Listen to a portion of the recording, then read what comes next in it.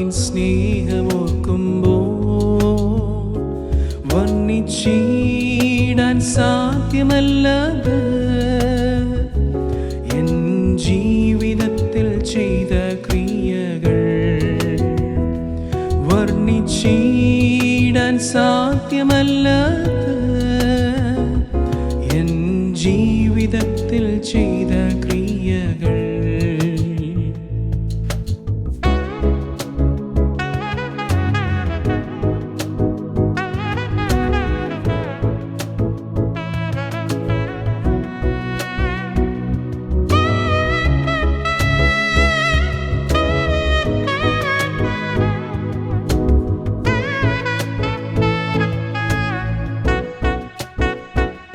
കൊടും പാപിയായിരുന്നെന്നെ വൻചേറ്റിൽ നിന്നും കയറ്റി. കൊടും പാപിയായിരുന്നെന്നെ വൻചേറ്റിൽ നിന്നും കയറ്റി. ക്രിസ്തുവാകും പാറമേൽ നിർത്തി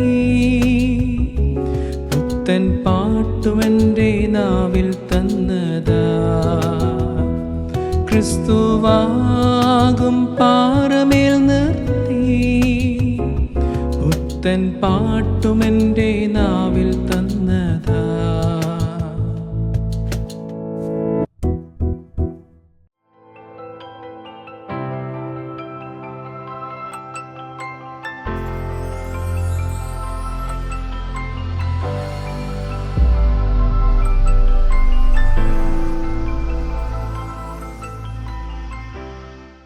പാട്ടും പ്രസംഗവും എന്ന ഈ പ്രോഗ്രാമിലേക്ക് എല്ലാ മാന്യ പ്രേക്ഷകർക്കും സ്വാഗതം. നന്ദിയാൽ എന്നുള്ളം തുള്ളുന്നേ വല്ലഭ നിൻ സ്നേഹമോർക്കുമ്പോൾ. വർണ്ണിച്ചിടുവാൻ സാധ്യമല്ലത് എൻ്റെ ജീവിതത്തിൽ നീ ചെയ്ത ക്രിയകൾ. പ്രിയപ്പെട്ടവരെ, ഇത് നമ്മുടെയൊക്കെ അനുഭവമാണ്.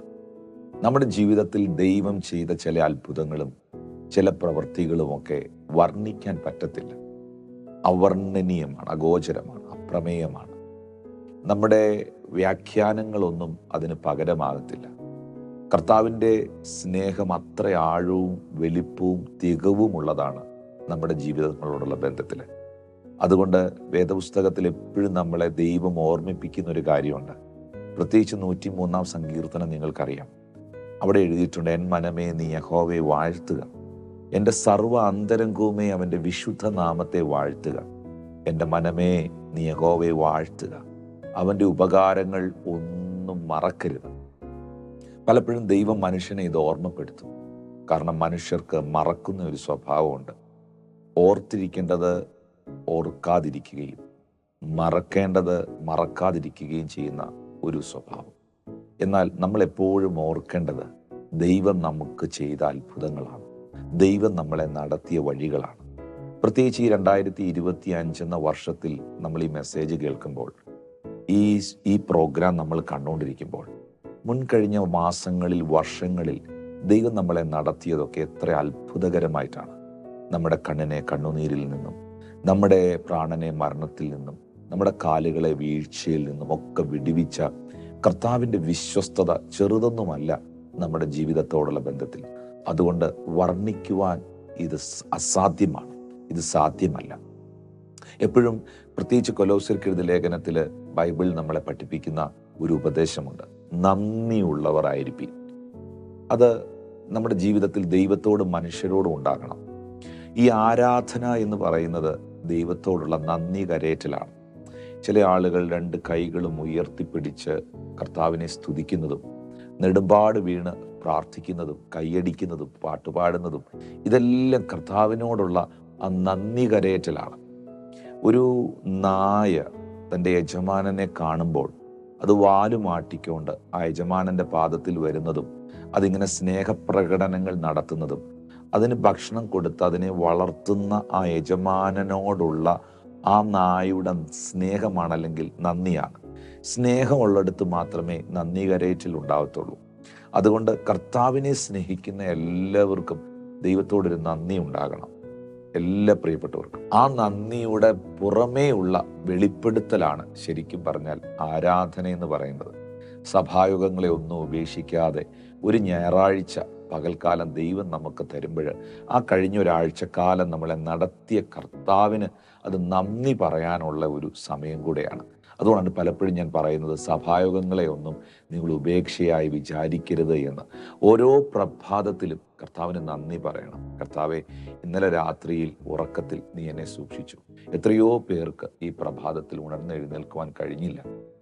ഓരോ രാത്രികളിലും കിടക്കുവാൻ പോകുന്നതിന് മുൻപ് കർത്താവിനോട് നന്ദി പറയണം. അപ്പാ, ഇന്ന് പകൽ മുഴുവൻ അധ്വാനിക്കുവാനും ജോലി ചെയ്യുവാനും പ്രവർത്തിക്കുവാനും പ്രയത്നിക്കുവാനും ഒക്കെയുള്ള കൃപ നീ തന്നു. വേണ്ട ആഹാരം നൽകി, വേണ്ട വസ്ത്രം നൽകി.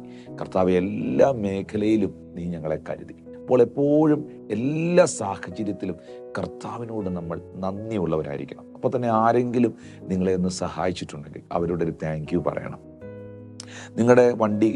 നിങ്ങൾ വണ്ടി ഓടിച്ച് വന്ന സമയത്ത് ഒട്ടും സൈഡില്ലാത്ത ഒരു വഴിയിൽ ആ എതിരെ വന്ന വണ്ടിക്കാരന് അല്പ സൈഡ് തന്നെങ്കിൽ നിങ്ങൾ ആ വ്യക്തിക്കൊന്ന് ജസ്റ്റ് ഒന്ന് കൈ ഉയർത്തി ഒരു താങ്ക് യു പറയുന്ന ഒരു പ്രവണത നമുക്കുണ്ടാകണം. ഹല്ലേലൂയ. അങ്ങനെ എല്ലാ കാര്യത്തിലും, എൻ്റെ ഭാഷയിൽ പറഞ്ഞാൽ ഒരു ഗ്ലാസ് വെള്ളം തന്നവരോട് വരെ നിങ്ങൾ നന്ദിയുള്ളവരായിരിക്കണം. അതുപോലും ദൈവം മറക്കില്ല എന്നുള്ളതാണ്.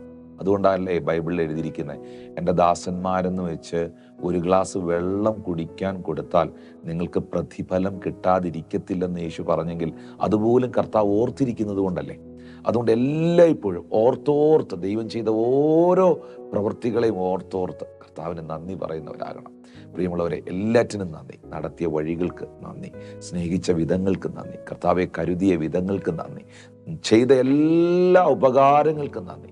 എൻ്റെ ദൈവം എനിക്ക് ചെയ്ത ഉപകാരങ്ങൾക്ക് ഞാൻ എന്ത് പകരം കൊടുക്കും എന്ന് സങ്കീർത്തനക്കാരൻ ചോദിക്കുന്നുണ്ട്. രക്ഷയുടെ പാനപാത്രം എടുത്ത് ഞാൻ അവന് സ്തോത്രം ചെയ്യുമെന്ന് സങ്കീർത്തനക്കാരൻ പറയുകയാണ്. അതുകൊണ്ട് വർണ്ണിപ്പാൻ അസാധ്യമേ ഇത് നീ ചെയ്ത നന്മ.